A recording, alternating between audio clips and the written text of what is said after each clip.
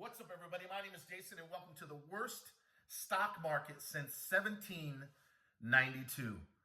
It is Thursday, January the 27th, 2022. Please do me each favor.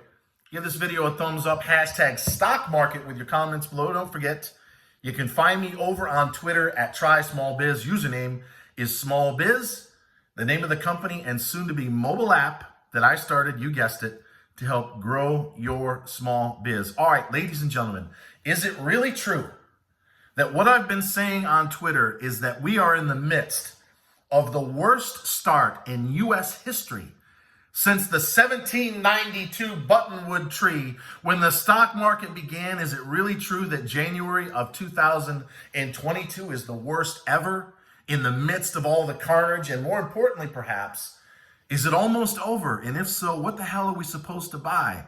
Are you a trader and or investor, or preferably both? And yes, I'll of course once again touch on the EIDL loan increase status. So ladies and gentlemen, with a full belly with pizza, soda, and a new ring light, pull up a chair, grab a cup of coffee, ice cold beer, glass of wine, whiskey on a big rock. Here we go.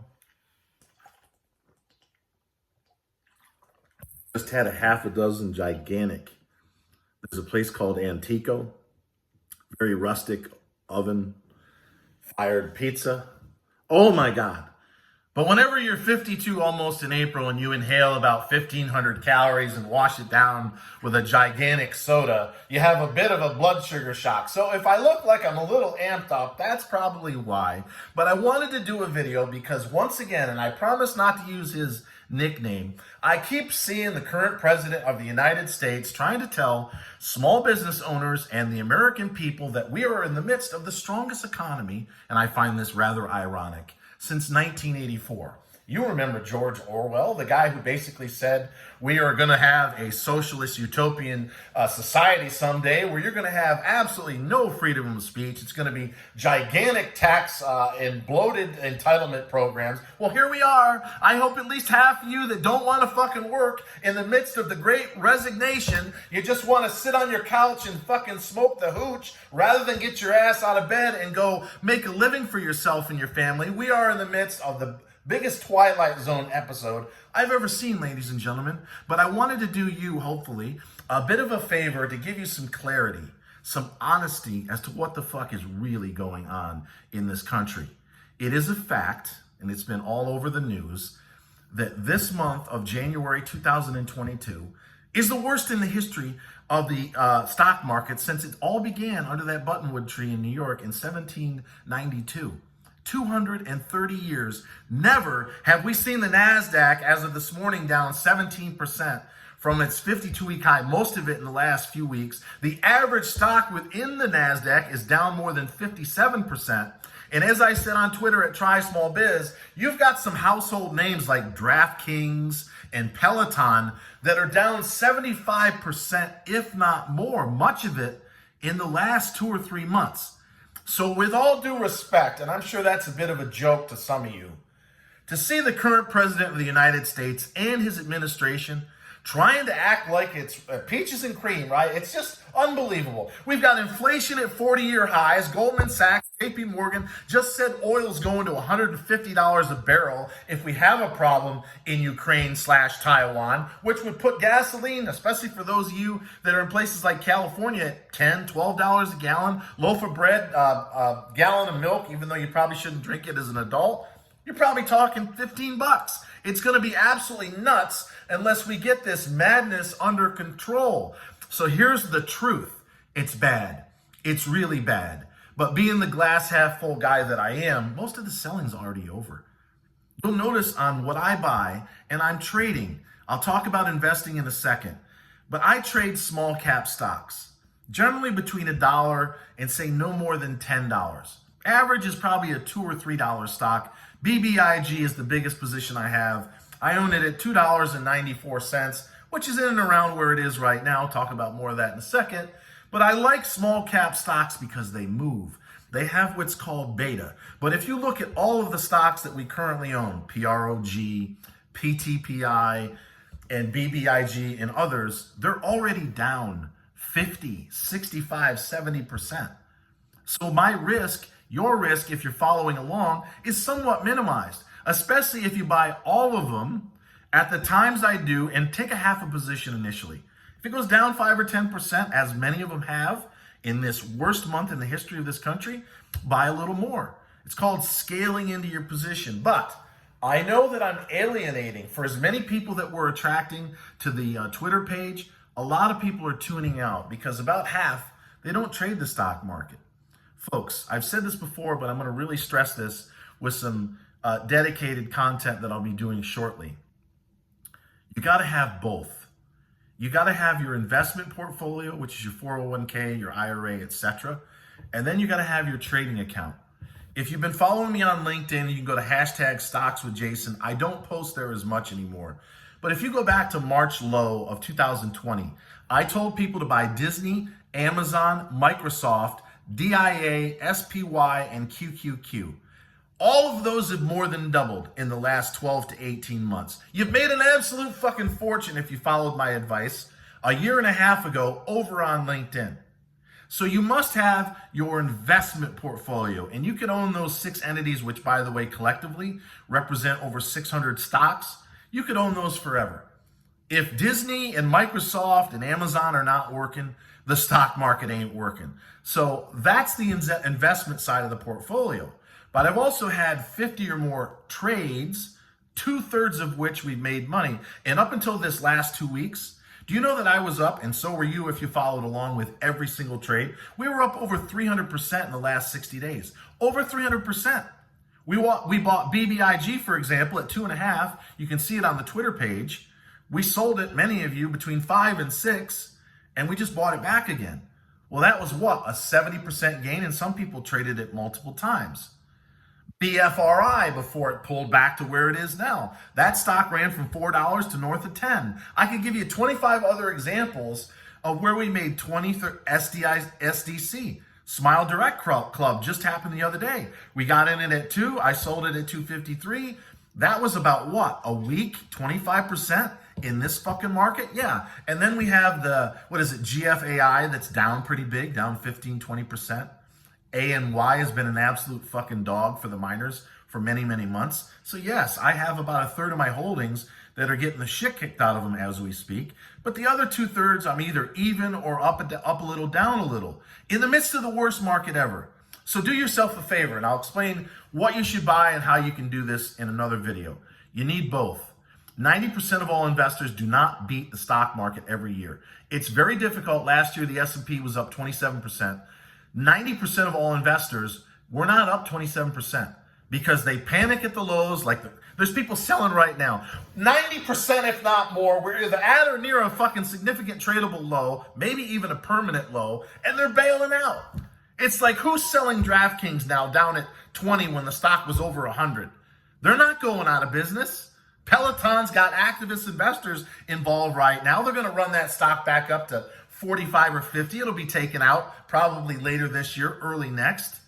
You should not be freaking out and fucking throwing the baby out with the bathwater right now. Now's the time to be going in. I went all in. Yeah, I was a half a day early, but right now I feel comfortable buying the BBIG at $2.90. Yeah, it's confusing. They just announced a $42 million Tide offering. It's not even publicly traded yet. If you do the math, that currently puts the value of BBIG down around 2.5. However, if the institutions paid $42 million to have the $10 strike price, they must be pretty damn confident that the spinoff, which is in a 1-for-10 ratio, so if you have 10,000 shares, you're about to get 1,000 Tide once they announce the record date. They must be confident it ain't going much, if any, lower than 10. So once the record date is announced, I'm anticipating BBIG, as it did last week when it ran to 6, it's going to have another run. And then you're going to have to decide, do I really want to hang on until the official issuance of the spinoff? Or do I just want to trade the hype, if there is one, into the record date? I'm leaning towards the latter. I own a huge position right now. I told you the other day, I have 6 figures in one effing stock at $2.94. If that starts cooking again north of $4 a share, I'm going to be as my grandfather would say, a goddamn fool if I don't pull the trigger on some of that to lock in profits. But we'll have to wait and see. It may not move at all. It may move after. Because don't forget, BBIG is doing a rebrand into Zash, Z-A-S-H. And they have a potential rival to TikTok. I know I've confused some of you, but some of you know exactly what I'm talking about. They're going to rebrand Lomotif into Lomo, which is a pretty good name. Are you on Lomo, TikTok, Lomo? It's very buzzy, and they're getting a huge amount of action around NFTs and some folks in the music industry. One guy sold 1 million copies on Lomo in less than a minute of his newest album. Is Tracy somebody, I forget his last name, but there's a video. He's by his pool, they press go, and 58 seconds later, there goes 1 million copies on Lomo. That sort of thing gets the right buzz under a rebrand. BBIG could be $10, $20, $30 a share someday, but it's certainly not acting like it right now. So here's the moral of the story. We are at or near a significant low, Dow 33,000 and change right now. We may undercut it a bit over the next few days, but if you look at the RSI, the MACD, and the stochastics, 3 of the main technical indicators that I follow, when you're over 80 on all 3 of those, you're overbought. We're now at 20 or less, even on the weekly and the monthly charts. We're massively oversold. And 2 days ago, Monday at the bottom, we had a 93% down volume day. That's only happened 4 times in the last 15 or 20 years, 2009 and 2015 and 2020 being the last 3 major examples, meaning 93% of all volume on Monday was red, not green. That's technically massively oversold, a crescendo, a washout moment. But again, we have a president that doesn't know what the fuck he's doing. I'm allowed to say that. I'll keep the nickname off the channel and off the Twitter page for now. But if we had some clarity, if we had confidence, and that's what we're lacking now as a nation, there's no confidence in the current administration. And if you saw Jerome Powell, who I actually think is a fairly decent guy, he was all over the map in that press conference. He had a dovish statement, and then he went in hawkish as hell, and he got tripped up by a couple of the questions. And we had a 450-point rally in the Dow earlier, but we've given it all back. That's the market, in my opinion, searching for a low. Most stocks have already been decimated. The ones that we own, and you can find them on Twitter, they're already off 60 or 65% from when we started buying from their most 52-week high. So the next month, week or two, and may even say a month, it's going to be very choppy. We may go up a little, down a little, and rock the boat a bit to squeeze out the weakest of hands. And then I believe once we get the first rate hike out of the way, and that's going to be in March, you typically get a rally. Whenever we go into a tightening phase, once you get into the first or second hike in a strong economy, I'm not talking about a weak one, but a strong one or fairly strong like we have right now, the market resumes its uptrend. So I personally think the second half of this year is going to be very strong. Then we have an election cycle in the fall. And if the poll numbers remain anywhere close to what they are right now, it's going to be a massive wipeout for the Democrats. By the way, did you see Crazy Nancy's not going to retire? I have mixed feelings as to why that is. I don't know. You ever ask yourself, by the way, how does a woman who's been in politics now for 40 years, she's made between $60,000 and no more than $200,000. How does she have a $210 million net worth? How are her and her husband always so fucking accurate with $3, $4, $5 million option transactions, often before major news is announced? I'll tell you how. Inside information. She is one of, along with Hillary Clinton, one of the biggest white-collar fucking criminals ever to walk this fucking planet, let alone the United States of America. So, if I haven't offended some of you, I didn't do my job today, but always remember, ladies and gentlemen, I tell it like it is. It doesn't mean I'm right. It doesn't mean I'm wrong. It means I'm being honest as I stare into this camera and never do a single edit, not once in my entire life.